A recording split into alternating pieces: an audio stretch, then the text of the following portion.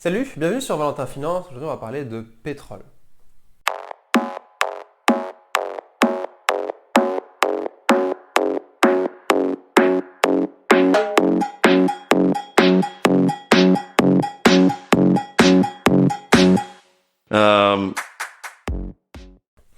Alors, dans cette vidéo, on va parler de pétrole, donc la matière première, mais évidemment dans une stratégie d'investissement. Alors, pour investir, il faut toujours comprendre le principe de base qui est le bénéfice-risque. Et étant donné que j'investis sur le long terme, j'ai une aversion particulière pour le risque. Alors, comment éliminer le risque sur le pétrole? La méthode la plus probable, c'est de se dire que le pétrole est une matière première et que l'investissement sur les matières premières est un investissement particulier et assez risqué. Donc, si je veux investir sur du pétrole, je vais plutôt partir sur de la compagnie pétrolière, donc avec une entreprise qui exploite le pétrole, mais ce n'est pas uniquement lié au prix du pétrole. C'est-à-dire que si vous investissez dans des matières premières comme le pétrole, votre investissement dépendra directement du prix du pétrole. Là, si vous investissez dans une compagnie pétrolière, donc là on l'a vu durant la crise du Covid, que Total, donc qui est une pétrolière, a pu continuer à verser des dividendes à ses actionnaires malgré que le prix du pétrole se soit effondré. Donc là, on voit bien la différence entre investir dans une entreprise qui exploite du pétrole et directement le pétrole qui est une matière première. Alors pour ceux qui veulent aller plus loin sur le pétrole, je vous invite à regarder les communiqués de l'OPEP, donc qui est l'organisation des pays exportateurs de pétrole.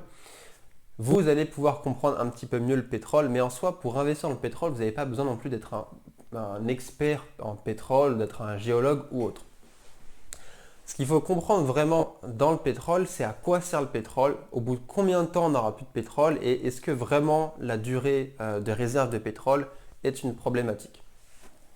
Alors, si vous investissez dans la matière première, le pétrole, évidemment que la question du quand il n'y aura plus de pétrole est une question à se poser. Si vous investissez dans une société qui utilise le pétrole, la vraie question c'est est-ce que l'entreprise va savoir s'adapter aux ressources disponibles de pétrole.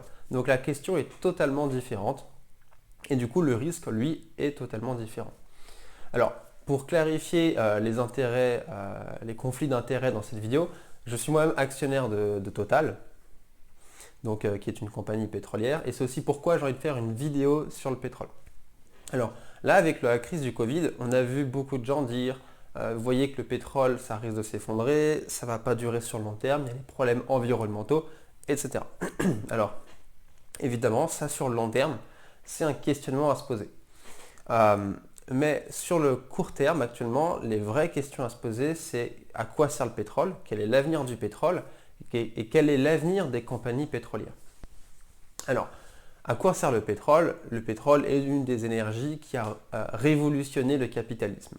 Avant, le capitalisme, il fonctionnait, comment on peut appeler ça, de manière assez anarchique. Il n'y avait pas vraiment de mondialisation, il n'y avait pas vraiment d'échange. Maintenant, on est dans un capitalisme d'échange qui a pu voir le jour grâce au pétrole. Donc le pétrole est une énergie qui est stockable, et ça ce mot c'est important de le retenir. Donc c'est une énergie qui est stockable, facilement transportable et qui est à moindre coût.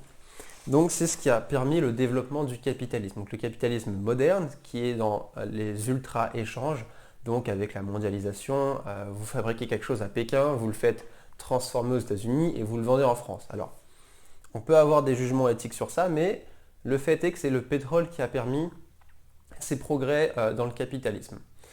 Alors, donc maintenant on sait que le pilier du capitalisme actuel est basé sur l'énergie. Donc l'énergie qui nous a permis de faire le transport de toutes les matières qui ont servi d'échange dans le commerce. Donc maintenant on sait que la pierre angulaire du capitalisme, c'est l'énergie. Donc le problème à regarder quand on est investisseur dans le pétrole, donc dans l'énergie, c'est est-ce que ces énergies qui servent pour le transport peuvent être substituables. Donc actuellement, avec la transition écologique, on a les énergies éoliennes, enfin en tout cas toutes les énergies vertes, on a aussi l'hydrogène, ça c'est toutes des questions qui sont en train d'être posées sur la table, mais quand on regarde de plus près, ce sont des énergies qui sont très contraignantes.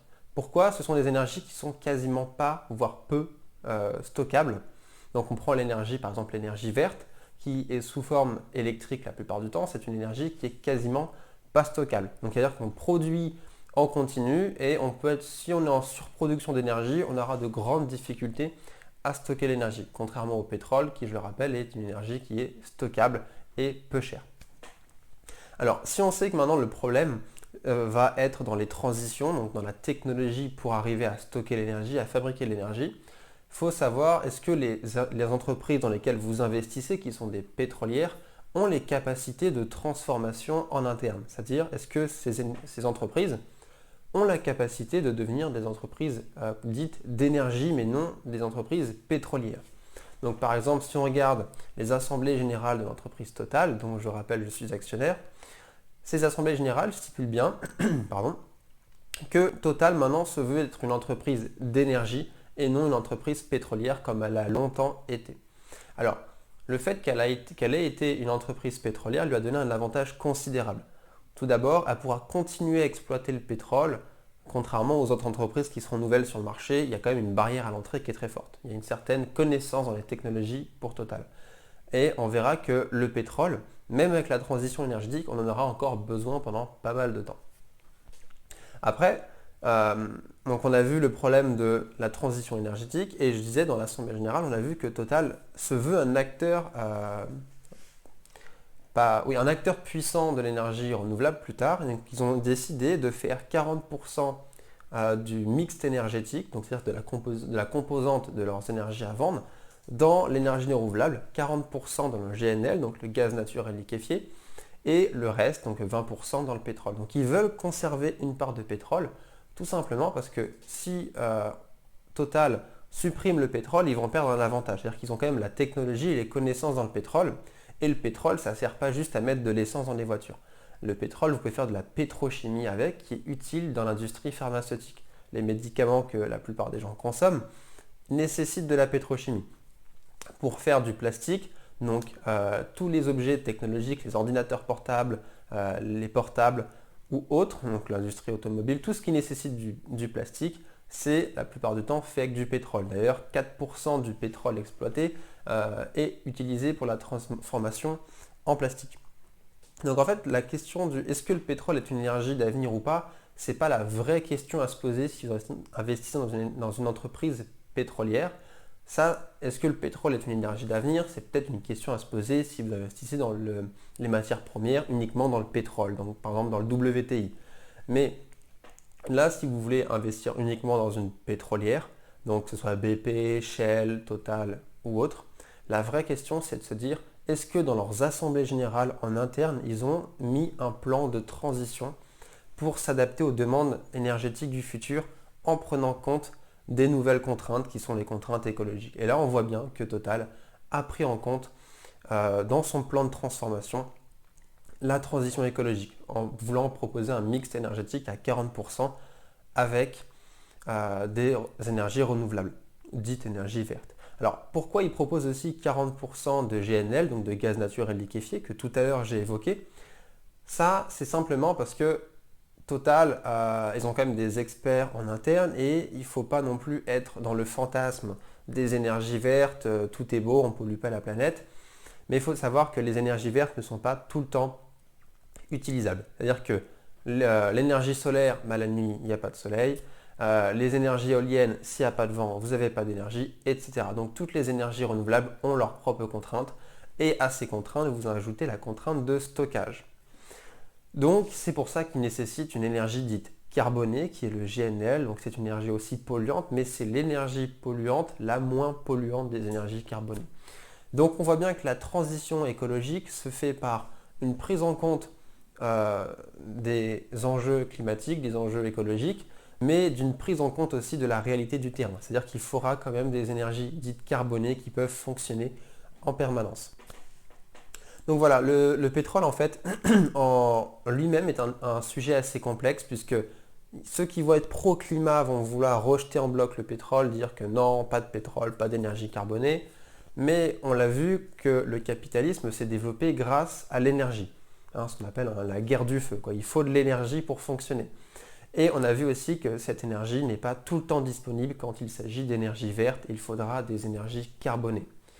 Et Total se veut leader dans le mix énergétique plus tard. En tout cas, c'est leurs ambitions qu'ils ont exposées très récemment. Petite conclusion de cette vidéo, pour ceux qui pensent que la vraie problématique du pétrole, c'est les réserves. Des réserves de pétrole, on en a pour très longtemps. Et comme disait une des personnes qui était dans l'OPEP, l'âge de pierre ne s'est pas terminé par le manque de pierre. Donc voilà, c'est la fin de cette vidéo, j'espère qu'elle vous a plu. Elle était un peu plus longue que les autres. Et encore, je n'ai pas pu trop détailler puisque le pétrole et les énergies sont un sujet assez complexe. J'espère que ça vous a plu et surtout, portez-vous bien.